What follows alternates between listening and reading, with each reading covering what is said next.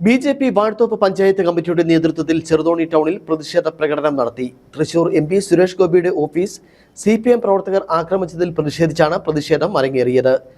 BJP. Vazhathope panchayat president C.S. Jayachandran ഉദ്ഘാടനം ചെയ്തു.